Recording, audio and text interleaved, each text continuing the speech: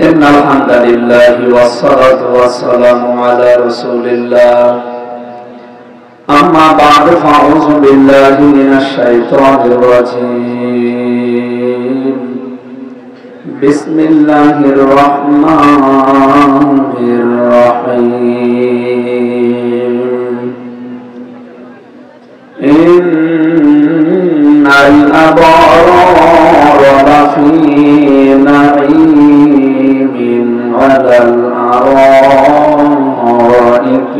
ينظرون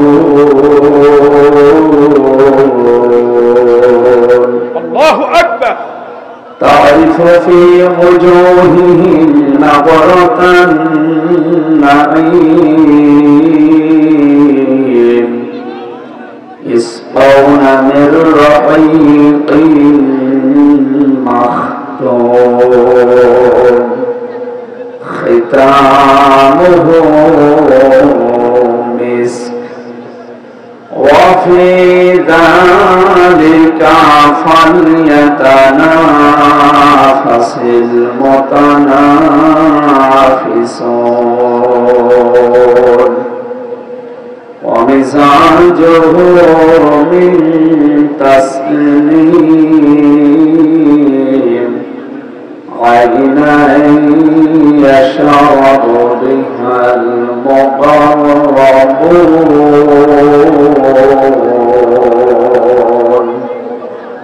صدقت يا ربنا اللهم صل على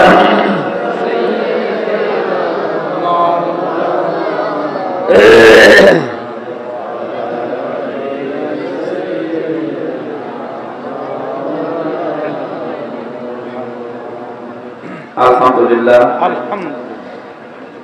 বাংলাদেশের ঐতিহ্যবাহী জেলা নোয়াখালী বেগমগঞ্জ থানার অন্তর্গত ছয়ানি ব্যাপারী বাড়ি জামে ঈদগাহ ময়দানে ঐতিহ্যবাহী ব্যাপারী বাড়ি সমাজের উদ্যোগে 11তম তাফসীরুল কোরআন মাহফিলের সম্মানিত সভাপতি অত্র এলাকার সর্বজন শ্রোতাভাজন ব্যক্তিত্ব জনাব মোহাম্মদ ওমর ফারুক দামাত বারকাতুহু আলিয়া মাহফিলের প্রধান আকর্ষণ আন্তর্জাতিক খ্যাতি সম্পন্ন ইসলামী সঙ্গীত শিল্পী সুরসম্রাট বিশিষ্ট আইনজীবী অ্যাডভোকেট শিল্পী রকমুজ্জামান যশোর আমার খুলনা বিভাগের গর্ব আতাল্লাহু আমরাহু ওয়া বারাকাল্লাহু ফি হায়াতি আমিন। 2-3 দিন আগে মাকে হারিয়েছেন, আল্লাহ মাকে যেন জান্নাতুল ফেরদাউস নসিব করেন আমিন। আলোচনা রাখবেন মাওলানা হোসেন মাহফুজ সোহরাঙ্গা, মাওলানা ওয়াজিউল্লাহ, মাওলানা আবুল হোসাইন। আসরের পর থেকে মাগরিব পর্যন্ত যিনি কথা বলছিলেন নোয়াখালীর সন্তান, ইসলামিক চিন্তাবিদ, শিক্ষাবিদ, হাজার হাজার আলেমের উস্তাদ, প্রখ্যাত মুফাসসির আলহাজ মাওলানা সাইফুল্লাহ মনির, অধ্যক্ষ সোনাইমুড়ি হামিদিয়া কামিল মাদ্রাসা সোনাইমুড়ি নোয়াখালী। আল্লাহ তার কথাগুলো আমাদের জীবনে বাস্তবায়ন করার তৌফিক দিন। এরকম আওয়াজ বাড়ি খাই কেন?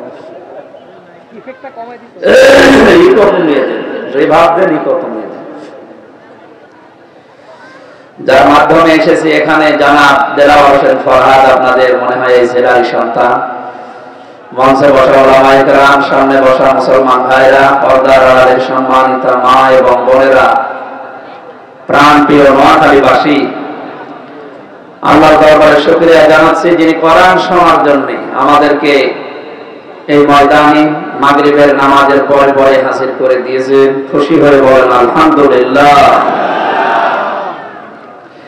কোরআনে কারীম আমাদের কাছে কয়েকটা জিনিস চায়। আমরা যারা কোরআন শুনতে এসেছি, কোরআন আমাদের কাছে 6টা জিনিস চায়। কয়টা জিনিস বলেন তো? 6টা। আমরা তাফসীর থেকে শোনাচ্ছি। 1 নম্বরে কোরআন চায় আমরা যেন তার উপরে ঈমান আনি। আমাদের ঈমান আছে না? ঈমান কেউ যদি আনতে চায় তাহলে তার আগে আরেকটা কাজ করা লাগে। আমি কথা শুনতে পাচ্ছি, এত কি বলেন কি আপনি? লাগবে না, বসে। কি এত কথা কেন? এখানে কি করেন? এখানে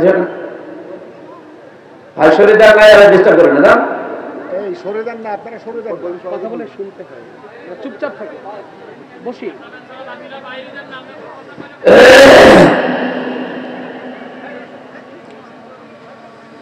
সূরা মুহাম্মাদের 2 নম্বর আয়াতে আল্লাহ জানিয়েছেন আল্লাযীনা আমানু ওয়া আমিলুস সালিহাত ওয়া আমানু বিমা নুজিলা আলা মুহাম্মাদ ওয়া হুয়াল হাক্কু মির রাব্বিহিম কাফারা আনহুম সাইয়্যাতিহিম ওয়া আসলাহা বালাহুম।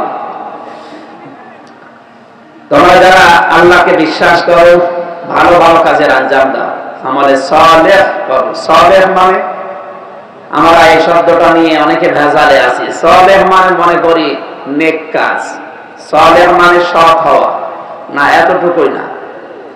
সালেহ মানে শুধু নেক না, শুধু সৎ না। এজন্য যারা আল্লাহর আইন চায়, সৎ লোকের শাসন চায়, এই শব্দের ভেতরে সালেহ শব্দটা দিয়েই তারা এই স্লোগান বানিয়েছেন। এর ভেতরে দুইটা অর্থ আছে। শুধু সৎ হলে হবে না, সালেহ মানে যোগ্য হওয়া লাগবে। আমার কথা বুঝতেছেন? শুধু সালেহ মানে সৎ বা নেক নয়, এটা যোগ্য হওয়া লাগবে আপনাকে। এজন্য ঈমানের পরে পরে যেখানে সালেহ শব্দটা আছে, জান্নাতে যাওয়ার যোগ্যতা আপনাকে আগে অর্জন করা লাগবে। এদেশে যে সমস্ত দল কাজ করছে এদেশকে শান্ত করার জন্য, দেশের সুখ শান্তি সমৃদ্ধি বৃদ্ধি করার জন্য, তাদের ভেতরে অন্যতম একামতে দিন যারা পালন করতে চায়, তাদের ভেতরে দেখবেন যোগ্যতা সম্পন্ন মানুষগুলো ধীরে ধীরে গড়ে ওঠে প্রত্যেকটা দিক এবং বিভাগে। আপনি এটা যদি রাজনীতি মনে করেন, হ্যাঁ এইটাই রাজনীতি। কোরআনে কারিমের আসল শব্দ এটা। ঈমানের পরে এই সালেহ শব্দটা আছে। পুরা কোরআনে হাজার হাজার জায়গায় আল্লাহ দিয়েছে। একটা শব্দ যদি গুরুত্বপূর্ণ না হতো আল্লাহ এতবার দিতেন না।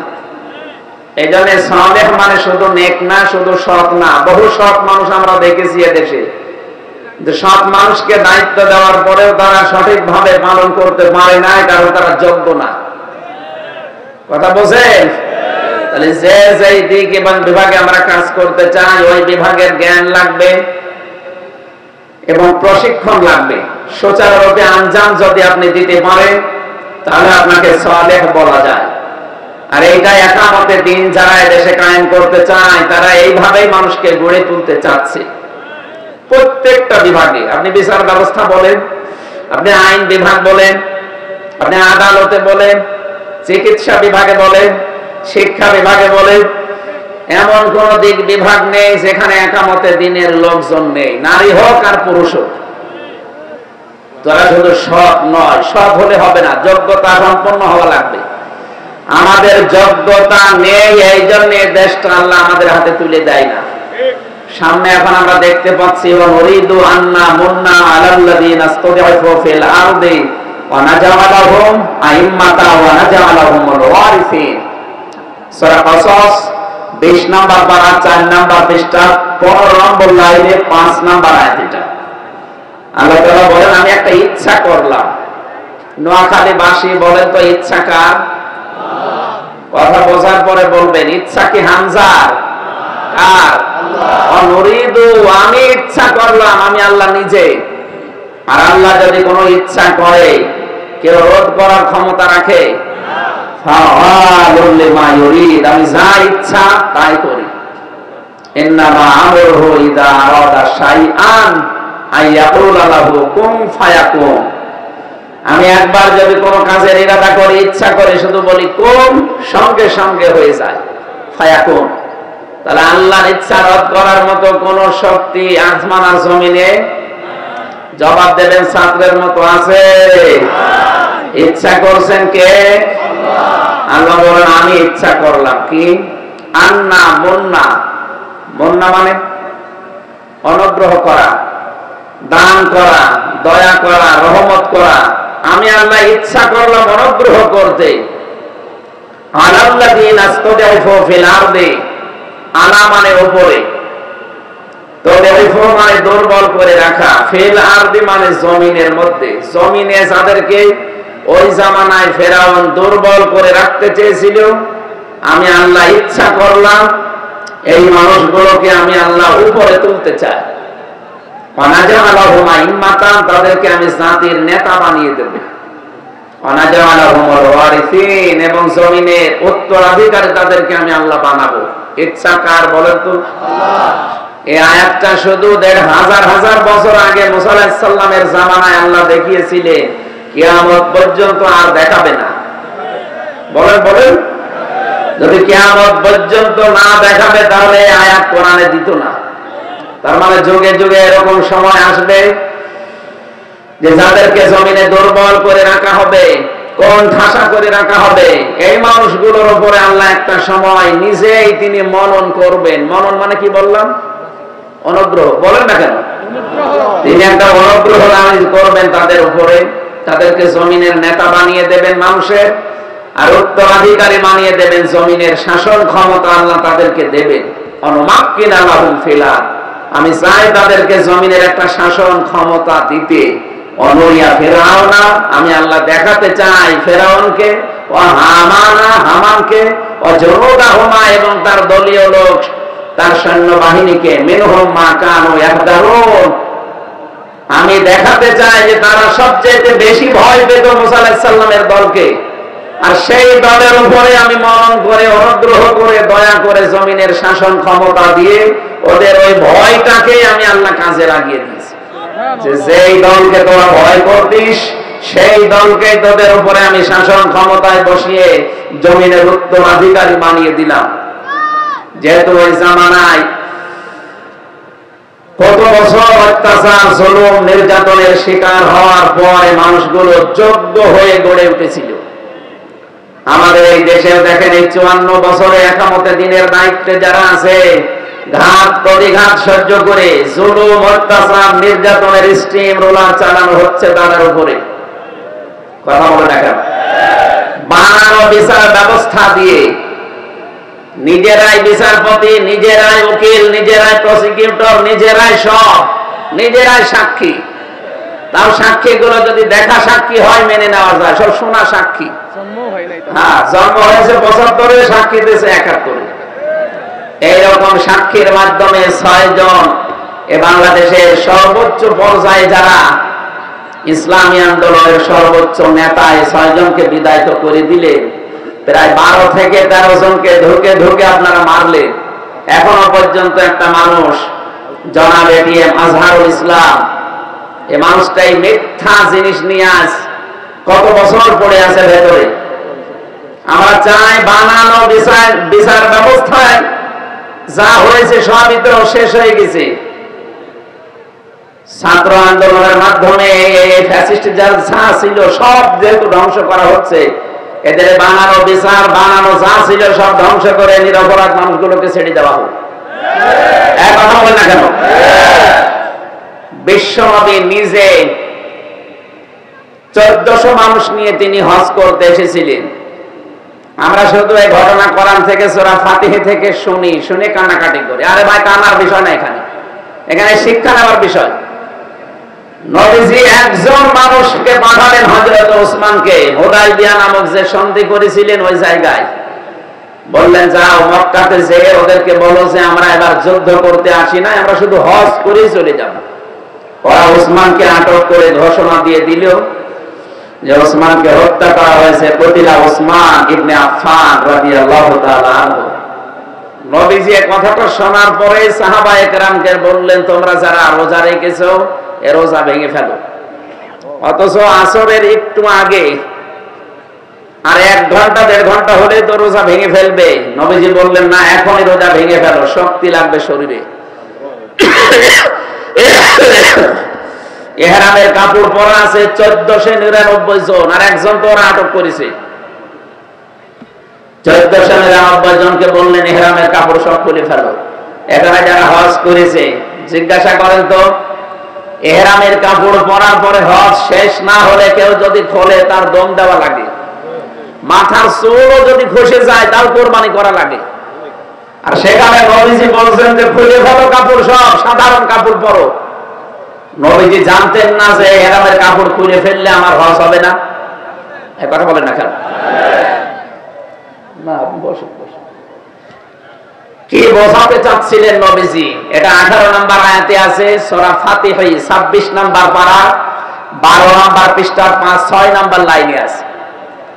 আল্লাহ রাব্বুল আলামিন বলেন, লাকাদ রাদিয়াল্লাহু আনিল মুমিনিনা ইয ইউবাইউনাকা তাহতাশ শাজারাতি ফাবিমা ফি কুলুবিহিম ফাআনজালাস সাকিনাতা আলাইহিম ওয়া আসাবাহুম ফাতহান করিবা। খুব ভালো করে কোরআন থেকে শিক্ষা নেবেন। আল্লাহ শব্দ শুরু করার আগে লাকাদ দিলেন, লাম একটা, কদ একটা। যারা আরবি গ্রামার বোঝে তাদের জিজ্ঞাসা করেন কত কঠিন শব্দ দুইটাই। লাম ব্যবহার করা হয় আরবি গ্রামার অনুযায়ী 13টা অর্থে। কদ, সিন, সাফা, কদ, লাম এরকম 13টা জিনিস আছে। কোন সেন্টেন্সের আগে আসলে অর্থ হয় অবশ্যই, তাড়াতাড়ি। আল্লাহ একটা নাযিল করেছেন কোন সময়?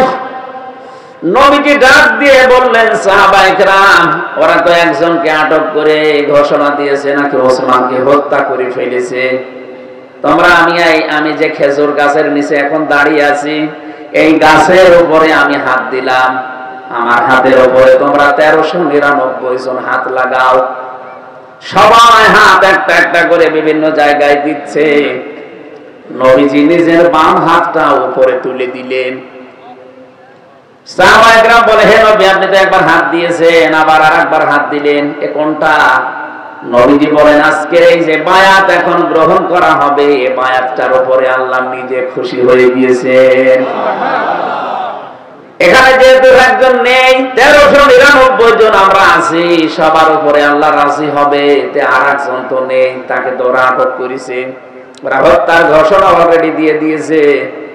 তাকেও তো অন্তত আল্লাহর দরবারে কবুল করাতে হবে। এই জন্য আমার এই বাম হাতটা দিলাম, এটা ওসমানের হাত। আমরা আজকে সিদ্ধান্ত নিয়ে যাচ্ছি, ফরজ রোজা শেষ, ফরজ হজ শেষ, দরকার বেঁচে থাকলে পরে করে দেব। কিন্তু আজকে একটা নিরপরাধ মানুষকে ওরা বিনা কারণে মেরে ফেলেছে। এই হত্যার প্রতিশোধ না নিয়ে আমি নবী, রহমতের নবী, তারপরও মদিনায় ফেরত যাব না। এই ঘোষণা দিয়ে যখন তিনি এই বায়াত করাচ্ছেন, তখন আল্লাহ আয়াতটা নাযিল করলেন জিবরাইলকে দিয়ে, লাকাদ রাদিয়াল্লাহু আনিল মুমিনিনা ইয ইউবাইউনাকা তাহতাশ শাজারাতি। তাহতা মানে নিচে, শাজার মানে গাছ। ওই গাছটা হয়তো নেই, কিন্তু গাছের এখনো বাচ্চা আছে। আমি এই যে রোজার মাসেও গিয়েছিলাম, রমজানে যে দেখি ওই মসজিদের পাশেও গাছটা, আমার বিশ্বাস হয় না ওই গাছটাই কিনা, কিন্তু ওই গাছের হয়তো চারা হবে। আজ 1500 বছর হচ্ছে, এখনো পর্যন্ত আল্লাহ চিহ্ন রেখে দিয়েছে।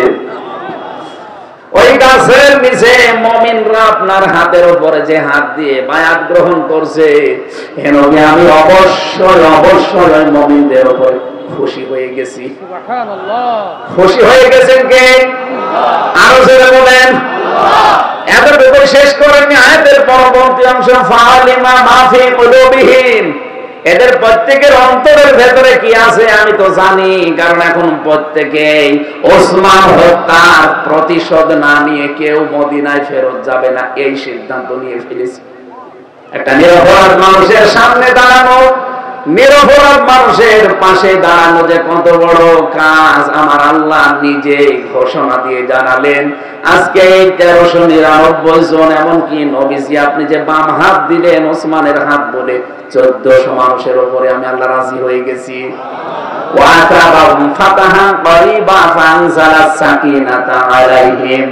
এমনকি আমার রহমত এখন আল্লাহ নাজিল করছি আপনাদের উপরে। আর একটা সুনিশ্চিত বিজয়ের সুসংবাদ তোমাকে আমি দিচ্ছি। এর মূল কথা পেয়েছি এইটা, একটা নিরপরাধ মানুষ তারা ধরে নিয়ে হত্যার শুধু সংবাদ দিয়েছিল, হত্যা করে নাই, শুধু সংবাদ মিথ্যা ছড়িয়েছে, মেরে ফেলেছি। নবীজি এতটুকু শোনার পরে ফরজ হজ বাদ দিয়ে দিলেন, ফরজ রোজা বাদ দিয়ে দিলেন। 1399 জনকে শপথ বাক্য পাঠ করাচ্ছে যে একে মুক্ত করা না পর্যন্ত বা এর জীবনের প্রতিশোধ না নেওয়া পর্যন্ত কেউ আমরা মদিনায় যাব না। কোন নবীর কথা এটা? রহমতের নবী। কোন নবী? রহমতের নবী। জীবনে কারোর দিকে চোখ তুলে গরম করে তাকাননি, এই নবী বলছে। মানুষরা আটক করে মেরে ফেলেছে কয়জন? এক কথা বলছেন, কয়জন? তাও মানে নাই, মিথ্যা সংবাদ ছড়িয়েছে, যদিও আমরা বিশ্বাস করেছি মেরে ফেলেছে। একটা মানুষের বিনা কারণে হত্যার কথা শোনার পরেও জ্বলে উঠলেন রহমতের নবী। আপনি টের পাচ্ছেন? রহমতের নবী জ্বলে উঠেছিলেন। এতগুলো মানুষকে শপথ বাক্য পাঠ করিয়ে বলছে আমরা মদিনায় যাবই না এই হত্যার প্রতিশোধ না নিয়ে। আল্লাহ এমনি তাদের উপরে রাজি হয়নি। আল্লাহ বলেন ফাআলিমা মা ফি কুলুবিহিম, ওদের প্রত্যেকের অন্তরের ভেতরে এই ছিল যে হ্যাঁ ওরা অন্যায়ের পক্ষে, ন্যায়ের পক্ষে। মানুষ একটা হোক, কিন্তু একটা মানুষের জীবনের দাম আল্লাহর কাছে অনেক বেশি। মানুষটা যদি নিরপরাধ হয়, সব প্রকাশ হয়ে পড়ছে। মাওলানা নিজামীকে তার ফাঁসি এবং দণ্ড থেকে মুক্তি দিয়ে দিয়েছে আদালত। এক কথা বলছে না কেন? কয়েকদিন আগে দণ্ড থেকে সব মুক্তি দিয়ে দেয়নি। আমি তো নিজে ভিকটিম। ওরা এতদিন শুধু ন্যায় বিচার আমরা কায়েম করছি, এটা শুধু ছড়িয়েছে, পুরাটা মিথ্যা। মামলার আইও ওদের, মামলার পিপি ওদের, মামলার ম্যাজিস্ট্রেট ওদের, যিনি রিমান্ডে দেবে ওই অফিসার গুলো সব ওদের। আমরা কি? আমরা এরা অ্যাডভোকেট রকনুজ্জামান একজনকে দাঁড় করায়, ও কথা শুনলেও চলে, না শুনলেও চলে। ওনা শুধু বলে যাওয়া দরকার, বলে আর সবই ওদের, টপ টু বটম ওদের। এই জন্য আমি নিজে ভিকটিম হয়ে বলছি, যা ছিল বিচার ব্যবস্থায় 15.5 বছর পুরাটা বানোয়াট, মিথ্যা। নিজেদের ক্ষমতায় টিকিয়ে রাখার জন্য, ইসলামকে ধ্বংস করার জন্য এই পায়তারা গুলো নিয়েছিল দাদাদের হুকুম অনুযায়ী। এই জন্য বলছি মাওলানা এটিএম আজহারুল ইসলামকে অতি দ্রুত মুক্তি দেওয়া লাগবে। এই দেশে আমরা যারা আছি সবার মনে রাখুক এইটা। একজন নিরপরাধ মানুষকে আপনার কতদিন রাখবেন? আব্দুল সালাম পিন্টু যদি ছাড়া পায় 17 বছর পর, বাবর মিয়া যদি ছাড়া পায় 17 বছর পর, এক কথা বলছে না, তারেক জিয়া সাহেবের পিএস গিয়াসউদ্দিন মামুন যদি ছাড়া পায় 17 বছর পর, 17 বছর পর এই লোকটা ছাড়া পাবে না কোন কারণে?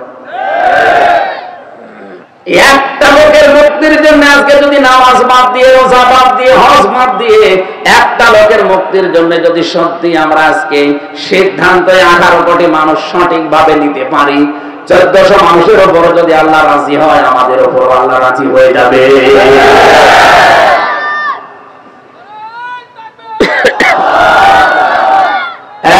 অন্যদিকে কথা না নিয়ে বোঝার চেষ্টা করেন। আমি যা বললাম বুঝেছেন কিনা বলেন? আমি যদি কিছু বানিয়ে বলি, কোন হুজুর নিয়ে আসবেন, নিয়ে এসে বসান। আমি আয়াত, পারা, পৃষ্ঠা, লাইন, রুকু সব বলে দিয়েছি, আপনি নিয়ে আসেন, কোন তাফসীর নিয়ে আসবেন। এই জন্য সালেহ মানে যোগ্য হওয়া লাগবে। আজ আমরা যোগ্য না, এই জন্য দেশটা আমাদের হাতে আল্লাহ তুলে দেয় না। সামনে আমরা এমন মানুষ তৈরি করতে চাই যেন সৎ হয় এবং যোগ্য হয়।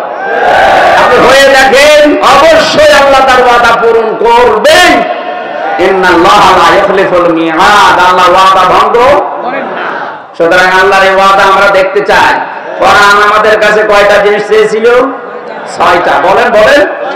1 নম্বরে আমরা যেন ঈমান আনি। ঈমান আনার আগে একটা কাজ করা লাগে, সে কাজের নাম কি? এই ওযু করতে হবে, গোসল করতে হবে। ঈমান আনার আগে একটা কাজ করা লাগে, সেটা হচ্ছে তাগুত ছেড়ে দিতে হয়।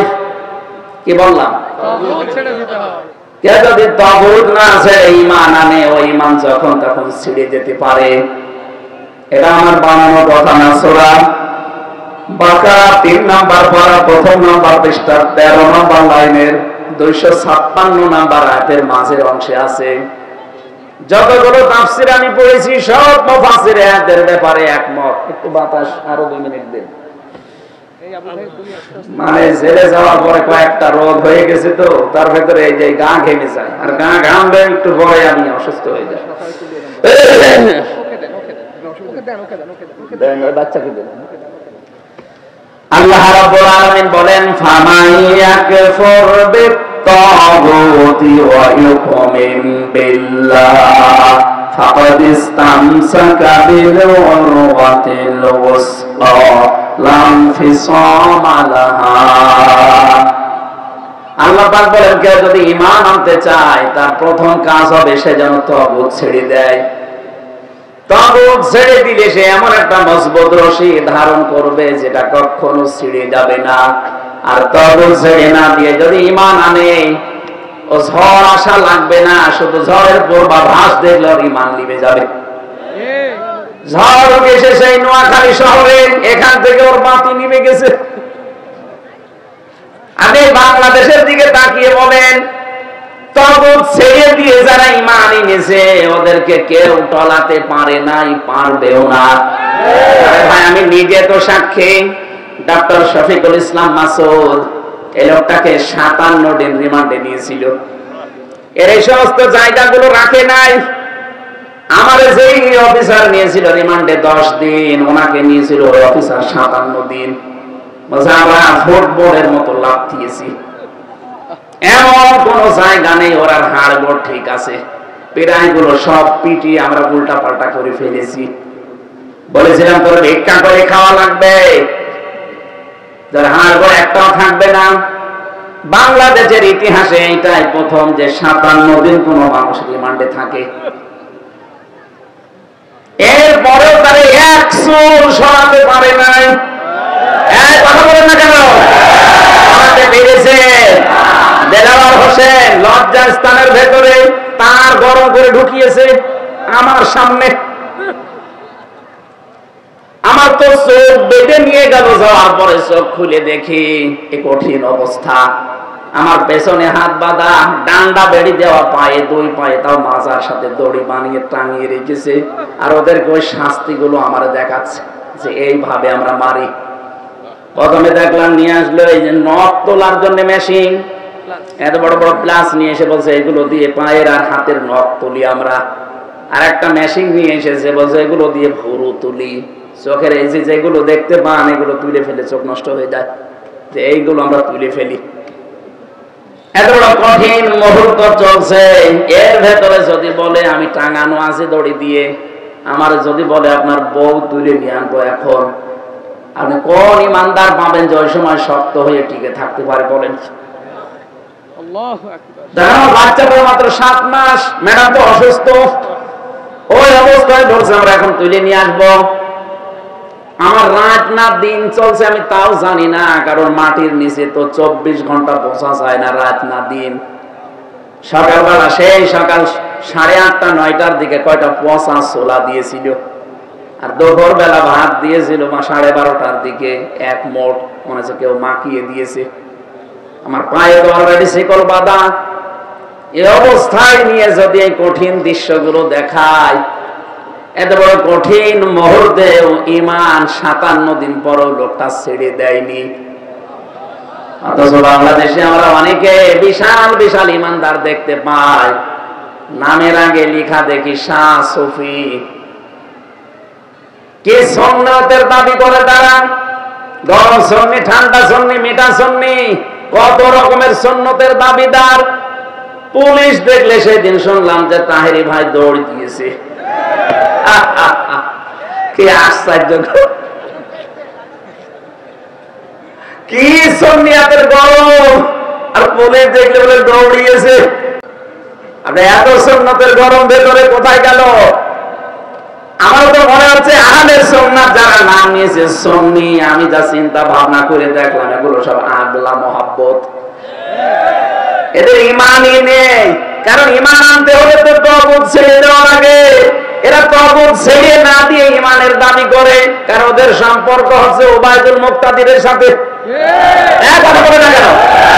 বাংলাদেশে যেই কয়েকজন আলেম বিদ্বেষী ছিল তার ভেতরে ওই লোকটা, এই ব্রাহ্মণবাড়িয়া তার সাথে দহরম মহরম, তার সাথে তো সম্পর্ক থাকলে ঈমান আনায় হয় না। আর আপনি সুন্নির দাবি করেন কি করে? এই ধোঁকা দিয়ে বোকা বানিয়ে উল্টাপাল্টা কথা বলে মানুষকে আর কতদিন বোকা বানিয়ে রাখবেন? এই বাংলাদেশের মানুষের আগে 5 তারিখের আগে চশমা চোখে ছিল, এখন আর চশমা নেই, চশমা খুলে গেছে। জাতি এখন দেখতে পাচ্ছে পুরাটাই ভণ্ড। কিসের আহলে সুন্নি? এগুলো আহলে বেদাত। ইসলামের ভেতরে নতুন নতুন নিয়ম নীতি জারি করে ইসলাম মনে করে মানুষকে পালন করায়, আর এগুলো চট্টগ্রাম বিভাগে বেশি। এই কথা বলছেন না?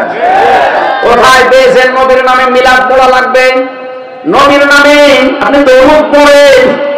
জন্ম মিলাদ মানে জন্মের দিনে কি করে মানুষ, তার জন্ম নিয়ে আপনি আলোচনা করেন, অসুবিধা নেই। এটা করে আপনি কি 63 দিন একাধারে অনুষ্ঠান করা লাগবে? মিলাদ মানে জন্ম, জন্ম নিতে 63 দিন লাগে। এখন বলছে না কেন? অথচ 1-1.5 ঘন্টার ব্যাপার, জন্ম নিতে নয় 1 ঘন্টা সময় লাগলো। আপনি এতদিন সময় কি করবেন? 63 বছর যদি কিছু করতে চান, তার পুরো জীবনটা নিয়ে আপনি আলোচনা করেন, তার জীবনটা বাস্তবায়নের চেষ্টা করেন। বিশেষ করে নবুয়তের জিন্দেগি যে 23 বছর, এই 23 বছরের একটা বছর আপনার ভেতরে পাওয়া যায় না। 23 বছরের 13 বছর তিনি মার খেলেন। আপনি কয়দিন মার খেয়েছেন বলেন? 23 বছরের 10 বছর তিনি প্রেসিডেন্ট ছিলেন। আপনি কয় বছর রাজ্য চালিয়েছেন? কিসের আন্দাজে দাবি করে মানুষকে ধোঁকা দেন? এই ধোঁকাবাজি বন্ধ করা লাগবে। আমি বলছিলাম বাংলাদেশের সবচেয়ে বেশি ধোঁকা দিয়ে বোকা বানিয়ে রাখে চট্টগ্রাম বিভাগের মানুষকে। সারা দেশের সবচেয়ে বেশি আলেম ওলামা বাস করে এই নোয়াখালী আর কুমিল্লা। আর এখানে এই বেদাতপন্থী মানুষগুলো আসে কোন কায়দায়? টিপিএ লম্বা বানিয়ে ফেলবে, কাজের কাজে খালি ভাটান করে। যে কথাটা বলেছিলাম, ঈমান আনতে হলে আপনাকে আগে তাগুত ছাড়া লাগবে। যারা তাগুত না ছেড়ে ঈমান এনেছে, ওদের ঈমান আজ পাওয়া যাচ্ছে না। বাইতুল মুকাররমের সাবেক খতিব যেটা তাগুত ছেড়ে না দিয়ে ঈমান এনেছিল, এখন ঈমানই হারিয়ে ফেলেছে। যে লোকটা নৌকা মার্কা নিয়ে দাঁড়াতে পারো, ঈমান থাকার কথা। আমার মনে হয় নৌকা মার্কা না নিয়ে কুকুর মার্কা নিয়ে দাঁড়ালে ভালো হতো। যদি কুকুর মার্কা নিয়ে দাঁড়াতো, তাও অন্তত মানুষ বলতো না ঠিক আছে। আপনি কি মার্কা নিয়ে দাঁড়ালেন? যারা আলেমদেরকে জেলের ভেতরে শুধু রেখে দেয় না, ফাঁসির কন্ডেম সেলে 24 ঘন্টা আটক করে রেখে তালা মারে, আবার সিসি ক্যামেরা লাগায়, আবার কারারক্ষী আলাদা আমাদের জন্য 2-3 করে দিয়ে দেয়। খাবার দাবার তো ঠিক নেই। এই যে আমার ডায়াবেটিস 27, 19 এমনি হয়নি ওদের কারণে। আমার বংশে এসব নেই, অথচ যাওয়ার পরে কতগুলো রোগ, আমার মাথায় রোগ ছিল, এখন ভালো হয়নি। নবীর ওয়ারিসদের সাথে আপনারা যা করেছেন, পৃথিবীর ইতিহাস পাল্টিয়ে ফেলেছেন। এই জন্য আমরা বলতে চাই, যারা ঈমান আনতে চান তাগুত ছেড়ে দিন, নয়তো আপনার ঈমান থাকবে না। ঝড় আসলে আপনি আবার বেঈমান হয়ে যাবেন। আমি কি আয়াতটা বানালাম? আপনি বাংলাদেশ দিয়ে আমি উদাহরণ দিলাম। এত বড় বড় হুজুর, এত বড় বড় ইমাম, এত বড় বড় পীর, এত বড় বড় খতিব ঈমান হারিয়ে ফেলছে, শুধু তাগুত ছেড়ে দেয়নি, ঈমানের দাবি করতো এই কারণে। আর যে মানুষগুলোকে আমরা দেখতে পাই না, আকীদার প্রশ্ন তুলে আন্দাজে এক ভ্রান্ত ধারণার কথা তাদের উপর চাপিয়ে দেয় যে তাদের আকীদা ঠিক নেই। আপনার আকীদা ঠিক আছে? যে মানুষগুলো ফাঁসির দড়ি গলার কাছে নিয়ে অন্তত আল্লাহর বিধান ভুলে যায় না, তাদের আকীদা ঠিক নেই। আকীদা আপনার ঠিক আছে? ফাঁসির দড়ি বসেন, ফাঁসির দড়ি আপনার গলার কাছে আসা লাগবে না। শুধু যদি নাম শোনেন যে আপনার ফাঁসি হবে, 4 দিন আগে আপনার খাওয়া বন্ধ হয়ে যাবে। আর আমি এটা নিজে দেখেছি। ফাঁসি হবে আজকে রাত 10টায়, সন্ধ্যা 7টায় এসে কারারক্ষী বলছে আপনার ফাঁসি হবে, আপনি প্রস্তুতি নেন। লোকটা বলছে কারারক্ষী ভাই, আপনি এখনো 3 ঘন্টা বাকি, আমি 2 ঘন্টা ঘুমালাম, আমাকে 1 ঘন্টা আগে আপনি ডেকে দেবেন। অথচ তার ছেলে গুম হয়ে আছে, ব্যারিস্টার আরমান, তার স্ত্রী অসুস্থ বাড়িতে পড়ে আছে, তার দলীয় লোকজন লক্ষ লক্ষ পালিয়ে বেড়াচ্ছে, কেউ জেলখানায় ভর্তি আছে। আর সেই লোকটার মাত্র 3 ঘন্টা পরে ফাঁসি। সে বলছে আমি 2 ঘন্টা ঘুমালাম, আমারে ডেকে দেবে। কারারক্ষী কুতুবউদ্দিন ভাই আমাকে বলছিল যে আমির হামজা ভাই আমি দেখলাম ঠিক লোকটা 2 ঘন্টা ঘুমিয়ে গেল। এত বড় বড় বিপদের মাথার উপরে তার ঘুম আসে কি করে? আপনি বসেননি, আমি বুঝেছি। ইন্নাল্লাযীনা ক্বালু রাব্বুনাল্লাহ সুম্মা ইসতাকামু, যারা এই কথা বলতে পারে আমাদের রব আল্লাহ, এর উপরে টিকে থাকতে পারে, তাতানাজ্জালু আলাইহিমুল মালায়েকা, তাদের বিপদে আপদে আল্লাহ ফেরেশতা নাযিল করে সাহায্য করে। আল্লাহ তাখাফু ওয়া লা তাহজানু, ফেরেশতারা এসে বলে ভয় নেই, চিন্তা নেই, আপনার ছেলে গুম হয়ে আছে তাতে কি, আপনার বউ অসুস্থ তাতে কি, আপনার দলীয় লোকজন পালিয়ে বেড়াচ্ছে তাতে কি, সবগুলোর দায়িত্ব আল্লাহ নিয়ে নিয়েছে। এই অভয় দেওয়ার পরে তার ঘুম এসেছে, তাছাড়া ঘুম আসার কথা না। আমি নিজে তো দিছিলাম 3টা বছরে সবচেয়ে বেশি চলে, ওখানে দেখলাম ঘুমের বড়ি। আপনাদের মাইকটা ঠিক হয়নি, আমার গলা বসে যাচ্ছে। এই জন্য কোন জায়গায় যাওয়ার আগে এখন থেকে মাইক ঠিক করে জানবো যে জেলা শহরে মাইক নেয় কিনা। আমি এরকম মাহফিলে আসবো না, একটা করে না, এনাকে পাওয়ার নেই, এরা কি করবে?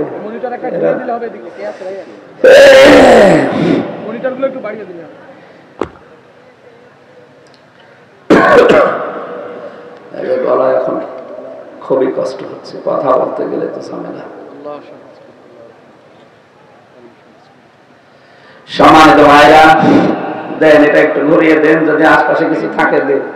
আর এরকম মাইক কোনো মাহফিলে দেওয়ার দরকার নেই ভাই, যেগুলো পারেন না সেগুলো করবেন না। আমাদের গলা নষ্ট করে আপনার লাভ আছে? আপনি তো জানেনই আপনার মাইক ভালো না, আপনি দিতে গেলেন কেন? বলতে পারতেন যে জেলা শহরের মাইক নিয়ে আসেন, যাদের 1500 2000 পাওয়ার আছে, কয়টা টাকার জন্য আমার গলাটা নষ্ট করে দিলেন।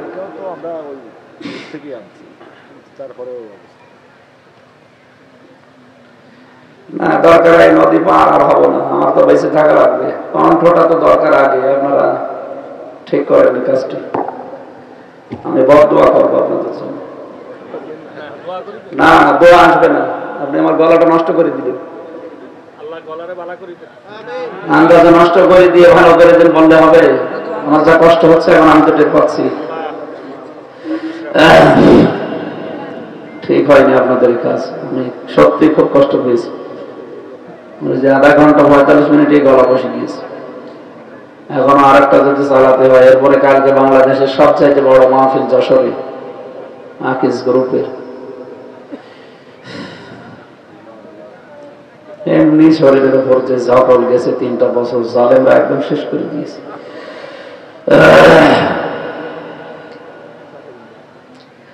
আমার ভাইরা, কোরআনে কারীম থেকে যে কথা আমি তুলে এনেছিলাম, সত্যি যদি কোনো মানুষ আমরা ঈমান আনতে চাই, আমাদের আগে তাগুত ছেড়ে দেওয়া লাগবে। তাগুত না ছেড়ে যারা ঈমানের দাবি করছি, আল্লাহ এই ঈমান ঝড় আসলে আর টিকবে না। আমরা চাই আমাদের ঈমান যেন বিশাল ঝড়ের ভেতরে পাহাড়ের মতো টিকে থাকে, বলেন আমিন। এখন আগে চিনতে হবে তাগুত কি। কোন মানুষ যদি তাগুতি না চেনে, তাহলে সে ঈমান আনবে কি করে আর ছাড়বে কি করে? এটা তাগুতের 7টা অর্থ পেয়েছি নোয়াখালীবাসী। যদি দেখেন এগুলো আপনার ভেতরে আছে, আগে এগুলো বর্জন করেন, এরপরে পড়েন লা ইলাহা ইল্লাল্লাহ। এবার বলেন তো, তাগুতের প্রথম অর্থ হচ্ছে শয়তান। প্রথম অর্থ কি? শয়তান। প্রশ্ন আসতে পারে, শয়তান পাবো কোথায়? শয়তান নেই। শয়তান হচ্ছে ওইটা যে লোকটা অহংকার করে, কারণ এটা শয়তানের গুণ, এটা মানুষের গুণ না। পৃথিবীতে শয়তানের প্রথম গুণই হচ্ছে সে অহংকারী। কি অহংকার ছিল কিছু মানুষের দেখেছেন না? আমাদের রিমান্ডের ওই 10 দিন দেখেছিলাম ওদের কথাবার্তার ধরন কি। ওরা আল্লাহরও ভুল ধরতো, আল্লাহ পাকেরও ভুল ধরতো মাঝে মাঝে আমার সামনে এসে। তোর আল্লাহর এটা করা ঠিক হয়নি, এত যে ইমানদারের বড়া করো, আল্লাহ তো তোমারে আমাদের হাত থেকে বাঁচায় না। আমি কি বলবো বলেন? শয়তান দেখতে আমেরিকায় যাওয়া লাগবে না, ভারতে যাওয়া লাগবে না, শয়তান তো ওইগুলো যারা অহংকারী। 2 নম্বরে শয়তান ওইটা যারা যৌনতা ছড়াতে ভালোবাসে। এদেশে বহু মানুষ আছে দেখতে মনে হয় যে উপরে ফিটফাট, কিন্তু নিজের বউ দিয়ে, মেয়ে দিয়ে, বেটা বউ দিয়ে তারা যৌনতা ছড়ায়। আপনার মোবাইল দামি হয়, আপনার ঘড়ি দামি হয়, কিন্তু আপনার বউ আর মেয়েটা কম দামি হয়ে যায়। ওদের শরীরের অঙ্গ প্রত্যঙ্গ গুলো মানুষকে দেখান আর আপনি শান্তি পান। বুঝবেন যারা যৌনতা ছড়াতে ভালোবাসে, নিজের গোপন অঙ্গকে মানুষকে দেখালে ভালো লাগে, আপনি বুঝবেন শয়তান আপনাকে দখল করে ফেলেছে। অ্যাডভোকেট রহমান আজকে রাতে বাড়ি গিয়ে যদি সালাম দেয়, ওনার বউ বেরিয়ে যদি বলে কুকুরের বাচ্চা, ওনার রাগ হবে? না না। জ্ঞানী মানুষ হলে চিন্তা করবে কি আমি একটা শিক্ষিতা মেয়ে বিয়ে করেছি, একটা ভালো পরিবারের মেয়ে, ধার্মিক, জীবনে কোনোদিন আমার মুখের উপরে মুখ তুলে কথা বলে না, অথচ আজকে আমার গালি দিল শুকুরের বাচ্চা। অবশ্যই এর জিনে ধরেছে। কি এর জিনে ধরেছে, ভূতে ধরেছে, পরিতে ধরেছে, না তোমার গালি দেওয়ার কথা না। আপনি যখন দেখবেন আপনি মানুষ, কিন্তু অহংকার আপনার ভেতরে কাজ করে, যৌনতা ছড়াতে আপনার ভালো লাগে, আপনি বুঝবেন আপনি আর মানুষ নেই, শয়তান আপনাকে দখল করে ফেলেছে। 3 নম্বরে তাগুতের অর্থ পেয়েছি, শয়তান তো তারা যারা অপচয় করে। কোরআনে কারিম পুরাটা পড়ি আমি, কোন কাজ করলে মানুষ শয়তানের ভাই হয়ে যায় আমি পাইনি, তবে একটা কাজই পেয়েছি, ইন্নাল মুবাদদিরিনা কানু ইখওয়ানাশ শায়াতিন। সূরা বনী ইসরাইলের ভেতরে আছে, দুনিয়ায় যারা অপচয় করে এরা আর মানুষ থাকে না, এরা শয়তানের ভাই হয়ে যায়। আপনি বলেন তো বাংলাদেশে অপচয় আছে কিনা? বলেন বলেন। আমাদের এই শারীরিক জীবন থেকে শুরু করে এই শরীর থেকে একেবারে আন্তর্জাতিক জীবন পর্যন্ত মিলান পিরা জায়গায় সব অপচয়। কত যুবক অপচয় করছে নিজের সময়কে, নিজের শরীরকে। এইদিকে তাকান, যারা মোবাইলের মাধ্যমে বিভিন্ন অপচয় করেন, ওলট পালট জিনিস দেখে নিজেকে আর কন্ট্রোল করতে না পেরে নিজের শরীরের দামি জিনিস যেটা নষ্ট করে ফেলেন, আপনি কি জানেন এটা কি? 1 ফোঁটা বীজ হতে 70 ফোঁটা রক্তের প্রয়োজন হয়। এই যে মানুষ যে খাবার খায়, এই খাবারগুলো নির্যাস দিয়ে তৈরি হয় পিত্তরস, কিছু দিয়ে তৈরি হয় আপনার মল, কিছু দিয়ে তৈরি হয় প্রসাব, কিছু দিয়ে তৈরি হয় রক্ত, কিছু দিয়ে তৈরি হয় বীর্য, আর একেবারে আসল যেটা নির্যাস ওইটা দিয়ে তৈরি হয় পিত্তরস। বিজ্ঞান এখন প্রমাণ করছে, আয়াতের তাফসিরে আমি বিজ্ঞান ভিত্তিক মিলিয়েছি। আল্লাহ শুধু ফতোয়া দিয়ে শেষ করে দেয়নি, আল্লাহ নিজে নিজে জীবনে দেখিয়েছে যে আমি অপচয় করি না। মানুষের 3.5 হাত বডির ভেতরে যতক্ষণ পর্যন্ত আপনার পেটে খাবার থাকবে, ততক্ষণ ফোঁটা ফোঁটা ওই পিত্তরস করতে থাকবে। যতক্ষণ বন্ধ হয়ে যাবে, খাবার নেই পেটে, ততক্ষণ ওটা অটোমেটিক বন্ধ থাকবে। আল্লাহ জানাতে চেয়েছেন, বান্দারা আমি যদি ফতোয়ায় দেই, নিজে অপচয়কারী শয়তানের ভাই আমি দেখিয়েছি, আমি নিজে অপচয় করি না। এটা যতক্ষণ খাবার থাকে পড়ে, খাবার না থাকলে বন্ধ হয়ে যায়, কারণ এটা দামি জিনিস। যারা এই অপচয় করছেন, নিজের শরীরের গুরুত্বপূর্ণ অর্গানগুলো নষ্ট করে ফেলছেন, পরবর্তীতে আপনি কিন্তু সন্তান জন্ম দেওয়ার ক্ষমতা হারিয়ে ফেলবেন। একটার পর একটা বউ যখন চলে যাবে, তখন বদনাম হবে আপনার বংশের। এজন্য এখনই অপচয় থেকে থামবেন। মোবাইলে এমন কোন জিনিস দেখা যাবে না যেটা নিজে দেখলে ভালো লাগে, আনন্দ লাগে, ভালো লাগে, আনন্দ লাগে, মজা লাগে, আর অন্য কেউ দেখলে আপনার লজ্জা লাগে। এরকম জিনিস নেই? আমি আবার বলছি, নিজে দেখলে খুব ভালো লাগে, আনন্দ লাগে, মজা পান, অন্য কেউ দেখলেই কেমন যেন লজ্জা লাগে, শরম লাগে। এইটা যাদের মোবাইলে আছে, সে সিনেমা হোক, নভেল নাটক হোক, উলঙ্গ অর্ধ উলঙ্গ নাচ হোক, এগুলো সব এই মুহূর্তে ডিলিট করা লাগবে। যারা যারা ডিলিট করতে পারবেন তারা হাত তোলেন তো। কি আছে দাঁড়িয়ালা মোবাইলে? দেখি কি আছে আপনার মোবাইলে। কোন কারণে আপনি হাত তুললেন? না না, এমন কোন জিনিস রাখা যাবে না যেটা নিজে দেখলে আপনি আনন্দ পাচ্ছেন, অন্য কেউ দেখে ফেললে আপনার লজ্জা লাগে। এমন কোন দৃশ্য নেই? যাদের আছে ডিলিট করে ফেলবেন। এটা একটা অপচয়। এটা থাকলে কিছুদিন পরে শয়তান আপনাকে ধোঁকা দেবে। এরপরে শরীরের আসল যেটা এটা বের করে ফেলে দেবেন, পরবর্তীতে দেখবেন আপনি আল্লাহ রাস্তায় ধ্বজভাঙা হয়ে গেছে। আমি নিজে নামলাম না। এই যে শরীর থেকে শুরু করে পরিবার, সমাজ, রাষ্ট্র, কত জায়গায় আজ অপচয়। আমি বিশ্বের যে কয়টা দেশে গেছি, মুসলমানেরা যেভাবে অপচয় করে, এই অপচয় যদি রোধ করা যেত, আমার মনে হয় মুসলিম বিশ্বের 57টা দেশ এ দাঁড়িয়ে যেত। এত অপচয় হয়।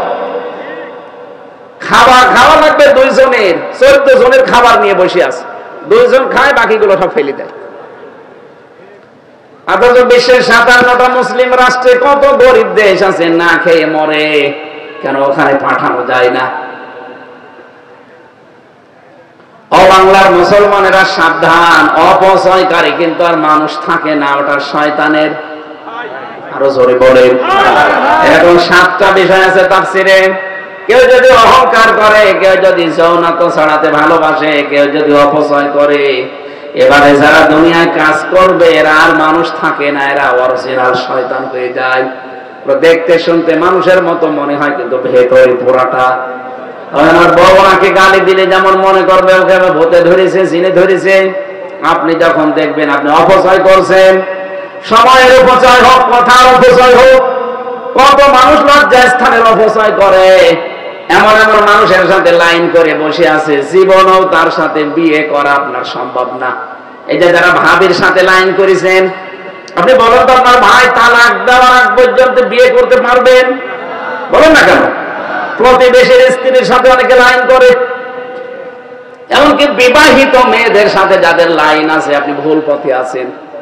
একটা অবিবাহিত মেয়ে অথবা ইয়াতিম মিসকিন অথবা বিধবা অথবা স্বামী পরিত্যক্তা, স্বামী মরে গেছে, এরকম মানুষের সাথে যদি আপনার মিল মহব্বত হয়, তা তো বিয়ে শাদী করে একদিন সংসার করতে পারবেন।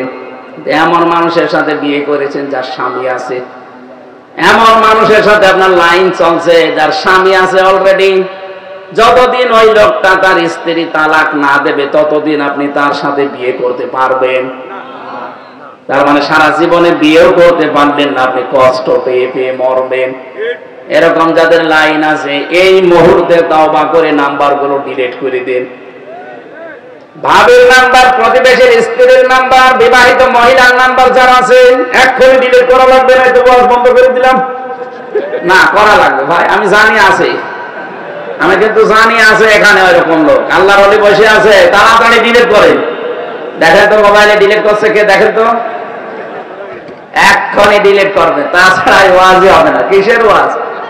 পরিবারগুলো আজ ভেঙে যাচ্ছে। প্রতিদিন ভিডিও দেখা যাচ্ছে না, 2 সন্তান ফেলে রেখেছে, উনি অনশন করছে, আমার সব নষ্ট করে দিয়েছে, আমার এখন নেওয়া লাগবে। আরে শয়তান, তোর আগে মনে ছিল না? এই জন্য আমরা যারা আগের থেকে মনে করে দিলাম, এরকম যারা আছেন, এই অপচয়টা বন্ধ করেন ভাই। এই অপচয়ের আর কোনো মানে শোধ নেই। জীবন দিয়েও আপনি আর ফিরিয়ে আনতে পারবেন না। কত কঠিন কথা আছে সূরা নূরের ভেতরে। যারা বিবাহিত, এই মানুষগুলো যারা লাইন করে ভাবির সাথে, প্রতিবেশীর স্ত্রীর সাথে, বিবাহিত কোন মহিলার সাথে যদি কেউ খারাপ কাজে লিপ্ত হয়ে পড়ে, আপনাকে কিন্তু একেবারে মাটির ভেতরে পুঁতে এরপরে পাথর দিয়ে সঙ্গে সার করার নিয়ম। এদেশে ইসলাম থাকলে কত মানুষকে যে আমরা প্রতিদিন এভাবে মারতাম। কথা বলেন না কেন? এখন এই যে যারা ধরা পড়েছে, দেখছেন না এদের কত কিছু বের হচ্ছে। এক একজনের লাইন 14 জনের সাথে। শরীর চলে না কাকা কাকু, কথা বলছে না কেন? শরীর চলে, ঠিক আছে। হ্যাঁ, আল্লাহ চালিয়ে যাচ্ছে না। বন্ধ করা লাগবে আমাদের এই কাজগুলো। আপনার চরিত্রের কারণে কোথায় পৌঁছিয়ে যাচ্ছে। প্রত্যেক দিন এই ভিডিওগুলো দেখলে শুধু আফসোস আর কান্না ছাড়া কিছু করার নেই। 2-3টা ছেলে মেয়ের মা একজনের বাড়িতে যে বলছে, এর সাথে আমার লাইন ছিল, আমি অনশনে আছি, আমারে বিয়ে করা লাগবে। আরে ভাই, আপনার স্বামী তো এখনো তালাকই দেয়নি, আর আপনি এই লাইন করতে গেলেন কেন? এই অপচয় যারা আছেন এক্ষণে রোধ করবেন। এর জন্য আমার কথা ছিল, কেউ যদি আমরা ঈমান আনতে চাই, প্রথম নাম্বারে আমাদের তাগুত ছেড়ে দেওয়া লাগবে। এটা শয়তান তাগুতের প্রথম অর্থ। শয়তানের এই কাজগুলো যারা করছেন এটা ছেড়ে দিয়ে আপনি ঈমান আনবেন। দুই নাম্বারে তাগুতের অর্থ হচ্ছে মানুষের তৈরি করা আইন। কথা বলেন না কেন? আর যারা মানুষের তৈরি করা আইন দুনিয়ায় কায়েম করতে চান, আপনার ঈমান এখনো আনা হয়নি। আলালাহুল খালকু ওয়াল আমরু, জমিন যার হুকুম চলবে তার। এটা আজ অনেকে মানতে চায় না। অনেক মানুষ বলে ক্ষমতার উৎস জনগণ। এই বিশ্বাসে বিশ্বাসী মানুষ নেই। আপনার ঈমান আনা হয়নি ভাই। আমি কার কথা বলছি, আপনার ঈমান আনা হয়নি।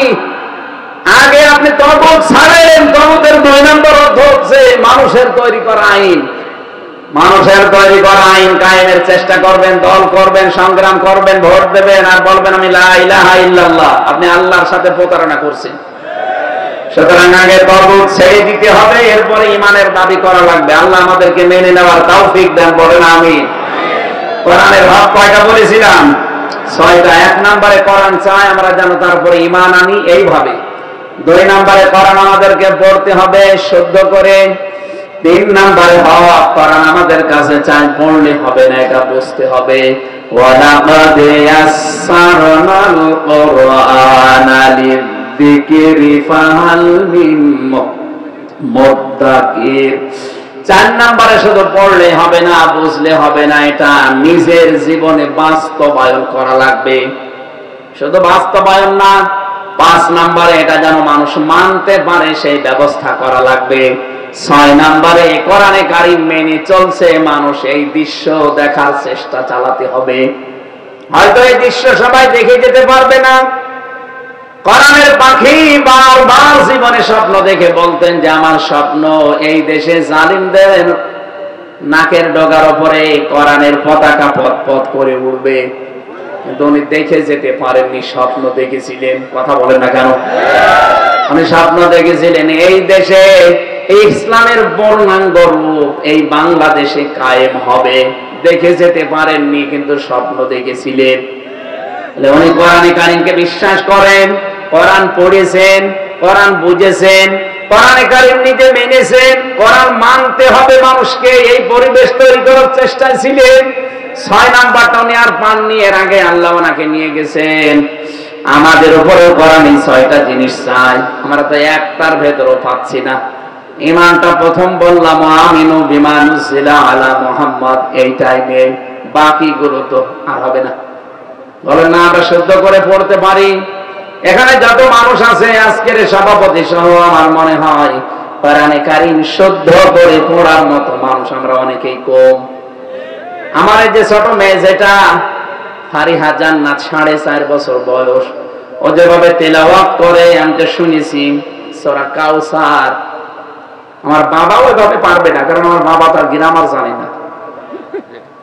ও আমার সেদিন শোনাচ্ছিল ইন্না আ'তাইনাকাল কাউসার। আমি বললাম এই যে ইন্না এখানে গুণনা হবে কেন? বলেন তো কেন? আপনি জানেন না।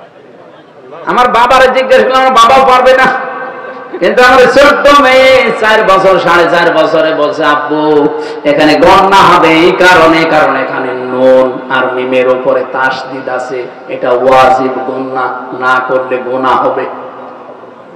এতটুকু জানে যে না করলে এখানে গুনাহ হয়। অথচ কত মানুষ আমরা আছি সূরা কাউসারটায় 3টা আয়াত 9টা ভুল করে। কথা বলে না কেন?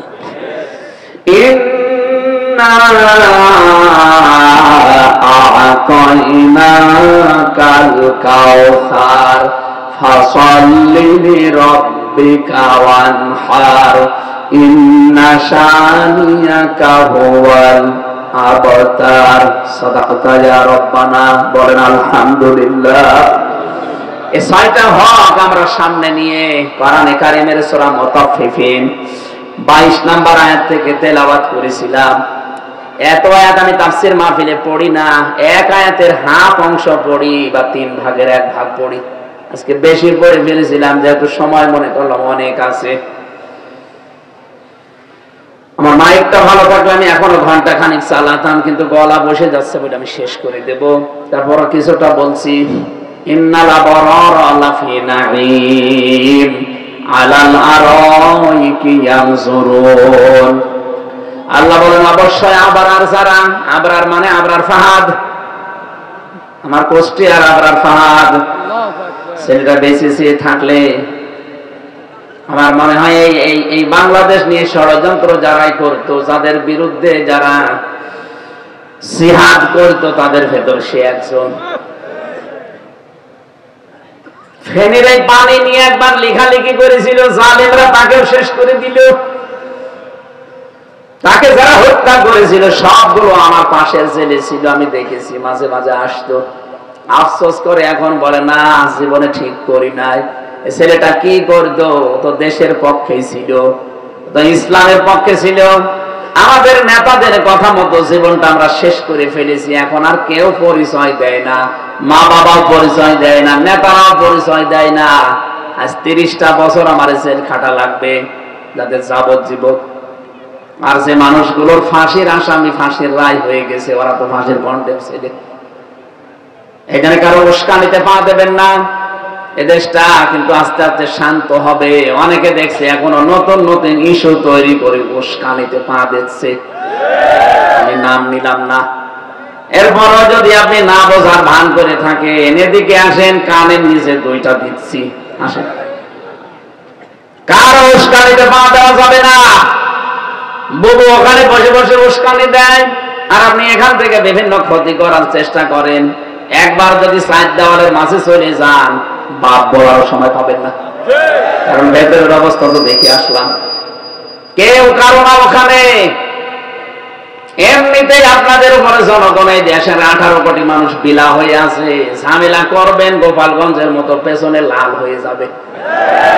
দেখেননি কি পিটাও পিটিয়েছিল ওই সময়? নাকি গোপালগঞ্জ থেকে ঢাকায় কেউ যদি বসে আসে 300 টাকা, আর দাঁড়িয়ে আসলে 1000 টাকা। বসে আসবেন কি গুণ? এই জন্য কারো উস্কানিতে পা দেওয়া যাবে না। নোয়াখালীতে অনেকে উস্কানিতে পা দেয়। কার উস্কানিতে পা দেবেন? সেই তো পালিয়েছে। কথা বলেন না কেন? দেশটা আমাদের, আমাদের মতো করে আমরা সাজাবো। আবরার মানে নেককার। আবরার মানে কি? ইন্নাল আবরারা লাফি নাঈম। অবশ্যই আবরার যারা, নেককার যারা। আমি কিন্তু সালেহ শব্দের ব্যাখ্যা বলেছিলাম। সালেহ মানে শুধু নেক না, শুধু সৎ না, কি জানো? যোগ্য। বলেন বলেন। আমাদের যোগ্যতা অর্জন করা লাগবে। যে দিক আর বিভাগে আমরা কাজ করি, প্রত্যেকে যদি ওই বিভাগে যে আমরা শিক্ষা এবং প্রশিক্ষণ নিয়ে যোগ্যতা অর্জন করতে পারি, দেখবেন আল্লাহ দেশ আমাদের হাতে ইনশাআল্লাহ তুলে দেবেন। ওয়াদাল্লাহু আল্লাযীনা আমানু মিনকুম ওয়া আমিলুস সালিহাত লা ইস্তাখলিফান্নাহুম ফিল আরদ। আল্লাহ তাআলার ওয়াদা হচ্ছে তোমাদের ভেতরে ঈমান আনবে যারা, আর আমলে সালেহ। আমলে সালেহের ব্যাখ্যা এই বাংলাদেশে হয় আমলে সালেহ মানে নামাজ পড়া, রোজা রাখা, হজ করা, যাকাত দেওয়া না। আমলে সালেহ মানে এগুলো তো আছে। আসল হচ্ছে আপনাকে যোগ্যতা অর্জন করা লাগবে। সত্যি আমরা যদি ওই পর্যায়ে পৌঁছাতে পারি, আল্লাহর ওয়াদা মিথ্যা হবে না। উনি লা ইস্তাখলিফান্না, যারা আরবি গ্রামার জানে জিজ্ঞাসা করেন, লামে তাকিদ নুনে সাকিলা। উনি গ্যারান্টি দিয়ে বলেছে তোদেরকে আমি জমিনের শাসন ক্ষমতা দিয়ে দেব। আল্লাহ দিতে পারে না? মুসা আলাইহিস সালামের জামানায় যদি দিতে পারে, মুহাম্মদুর রাসূলুল্লাহকে যদি 10 বছর চেয়ারে বসিয়ে রাখতে পারে, উনি 13 বছর কষ্ট সহ্য করে 10 বছর রাষ্ট্র চালিয়েছেন। আমরা অলরেডি 15 বছর কষ্ট সহ্য করে ফেলেছি। এই কথা বলেন না কেন? সামনে আসছে ইসলামের দিন, অন্তত 10টা বছর এ বাংলাদেশ ইসলাম দিয়ে চললে এটা মিনি জান্নাত হয়ে যাবে। যারা মেয়েদেরকে জুজুর ভয় দেখান যে তোমাদের ঘর বন্দী করে ফেলবে, আমির জামাত ডাক্তার শফিকুর রহমান ঘোষণা দিয়েছে দেশে ইসলাম আসলে সবচেয়ে বেশি নিরাপদে থাকবে মেয়েরা। চাঁদাবাজি সর্বপ্রথম বন্ধ হবে বাংলাদেশ থেকে। আমরা এরকম একটা দেশ দেখতে চাই। এই কথা বলেন না কেন? যারা করছেন কিচ্ছু পারবেন না। মানুষ কিন্তু সব চশমা খুলে এখন দেখতেছি। আর গোয়েন্দা বিভাগের সাথে আমি কথা বলেছি, তারা বলছে সব আমরা না কি করছে এগুলো দেখে পরবর্তীতে যে দেখবো যে না এরা যোগ্য, দেশ চালাতে পারবে, তাদেরকে দিয়ে দেব। এই জন্য আপনারা যা করছেন, অনেকে হয়তো আবেগে করছেন, এগুলো বন্ধ করবেন। আমাদের আবরার হওয়া লাগবে। আবরার মানে নেক কাজ এবং যোগ্যতা সম্পন্ন। লাফি নাঈম, এই মানুষগুলোকে আমি নিয়ামতের ভেতরে রাখবো, ফিদ দুনিয়া ওয়াল আখিরাত, দুনিয়া এবং আখিরাত। আলাল আরাইকি ইয়ানজুরুন, এরপরে আল্লাহ আখিরাতের একটা দৃষ্টান্ত, একটা উপমা দিচ্ছেন আমাদের সামনে, একটা চিত্র তুলে ধরেছেন যে এরকম সারিবদ্ধ চেয়ার থাকবে, এই মানুষগুলো আখিরাতে আমি আল্লাহকে সরাসরি দেখতে পাবে, যারা আবরার। এখানে আবরার হওয়ার জন্য প্রায় 27টা গুণ অর্জন করা লাগে। কয়টা? 27টা। আপনাদের শিল্পী এখন বসে আছে, আমরা তাফসীর আকারে কথা বলতে গেলে আমার মনে হয় আর হবে না, অনেক সময় দরকার এই আয়াতগুলো শেষ করতে হলে, আর ধৈর্যের বাঁধও আপনার থাকবে না। তারিফু ফি ওয়ুজুহিহিম নাদরাতান নাঈম, আল্লাহ তাআলা বলেন এদের চেহারার ভেতরে একটা হাসির একটা প্রতিচ্ছবি ভেসে উঠবে চেহারার ভেতরে। ইসকাউনা মির রাহিকিম মাখতুম, এই মানুষগুলো পান করবে রাহিক। রাহিক শব্দের শাব্দিক অর্থ হচ্ছে যেটার মোড়ক এখনো কেউ খোলেনি।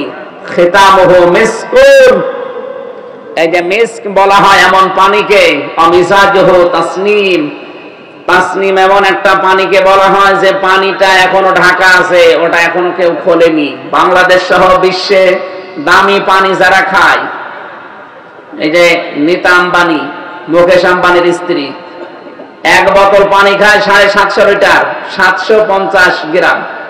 750 গ্রাম পানির দাম বাংলাদেশের টাকায় 51 লক্ষ টাকা।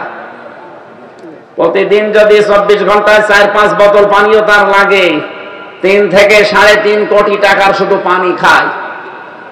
আল্লাহ বলেন খিতামুহু মিসকুন ওয়া ফি যালিকা ফালিয়াতানাফাসিল মুতানাফিসুন ওয়া মিজাজুহু মিন তাসনিম, আমি আল্লাহ এর চাইতে কোটি গুণে দামি তাসনিম খাওয়াবো, তাও অপরিমিত, মানে পরিমিত না, এ তো একেবারে লিমিট করা আছে।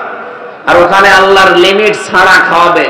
আইনা ইয়াশরাবু বিহাল মুকাররাবুন, নিকটবর্তী যারা এরা আমি আল্লাহর এই পানি পান করতে পারবে। আমি সহ প্রত্যেককে আল্লাহ এই যোগ্যতা দিন। তাফসীর আকারে এখন আর বলতে পারছি না। আল্লাহুম্মা আমিন। লা ইলাহা ইল্লা আনতা সুবহানাক ইন্নী কুনতু মিনাজ জালিমিন। আল্লাহ তাআলা যেভাবে আমরা আরম্ভ করেছিলাম, এই সারা রাত বললেও কেউ চলে যেত না। কোরআনে কারীম শোনার জন্য নোয়াখালী বেগমগঞ্জের মানুষগুলো যারা পাগল, এদেরকে তুমি কোরআনের শাসন কায়েম করে দেখিয়ে দাও। 56,000 বর্গ মাইল কোরআন দিয়ে চলছে, এটা যেন দেখে মরতে পারি, সেই তৌফিক আমাদের দান করো আল্লাহ। রব্বুল আলামিন ঈমান আনার আগে তাগুত ছেড়ে দেওয়ার আগে কিছুটা বলে শুনেছি, আল্লাহ আমাদেরকে তুমি তাগুত ছেড়ে দিয়ে ঈমান আনার তৌফিক দাও। এলাকায় মাটির নিচে যারাই ঘুমিয়ে আছে, আল্লাহ তাআলা এই কবরগুলো জান্নাত বানিয়ে দাও। সম্মানিত সভাপতি, আমার বড় ভাইকে তুমি কবুল করে নাও। এলাকায় যত মানুষ এই মাহফিলের জন্য শ্রম দিয়েছে, কষ্ট স্বীকার করেছে, যে যেভাবে এগিয়ে এসেছে, আল্লাহ তার দিকে তোমার রহমত ওইভাবে এগিয়ে দাও। সম্মানিত মা বোনদেরকে কবুল করো, স্বামী সোহাগিনী বানিয়ে দাও, হযরতে খাদিজাতুল কুবরার মতো জীবন দিয়ে দাও। আগামীতে অনুষ্ঠানটা কোরআনের জন্য আরো বিশাল আকারে মঞ্জুর করো আল্লাহ। আমার পরে যিনি এখন ইসলামের কথাগুলো সুরে সুরে তুলে ধরবেন, আমার খুলনা বিভাগের সন্তান অ্যাডভোকেট রকমুজ্জামান ভাই, আল্লাহ তার মা কয়েকদিন আগে বিদায় দিয়েছে, মায়ের কবর জান্নাতুল ফেরদাউস বানিয়ে দাও। মায়ের জীবনের অপরাধগুলো মাফ করে দাও। ভালো ভালো কাজ যেগুলো করেছে, নেককার সন্তানদেরকে যারা পেটে নিয়েছে, মায়ের পেট তুমি খাদিজার মতো বানিয়ে দাও। বারাকাল্লাহু লানা ওয়া লাকুম ফিল কোরআনিল আযীম। আলহামদুলিল্লাহি রাব্বিল আলামিন। লা ইলাহা ইল্লাল্লাহু মুহাম্মাদুর রাসূলুল্লাহ।